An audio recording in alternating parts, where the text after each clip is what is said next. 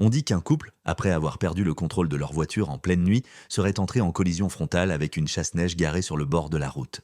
Résultat, la voiture aurait été proprement coupée en deux, tandis que le couple s'en serait sorti indemne. Est-ce vrai? Pour vérifier, le trio s'est rendu en Alaska et a dépensé une somme considérable pour obtenir une chasse-neige. À l'avant, elle possède une lame tranchante et à l'arrière, elle est reliée à un lourd camion, l'équivalent d'une hache immobile. Afin que la voiture percute précisément la chasse-neige, ils prévoient de la tirer à l'aide d'un câble d'acier, la faisant avancer sur des rails à 90 km/h. À 3 mètres de la chasse-neige, le véhicule sera lâché pour foncer droit vers la lame. Ils fixent ensuite la voiture sur les rails et installent deux mannequins gonflables peu enthousiastes. Tout est prêt. Mais la chasse-neige pourra-t-elle vraiment couper la voiture en deux? Propulsée par la traction du câble, la voiture percute de plein fouet la chasse-neige. Malheureusement, la lame ne fait que sectionner le pare-choc sans parvenir à fendre le véhicule en deux. Les mannequins du conducteur et du passager sont également projetés en avant, mais l'expérience ne s'arrête pas là. Comme le moteur est la partie la plus solide du véhicule, Tori le démonte et l'installe à l'arrière pour augmenter les chances de réussite du test.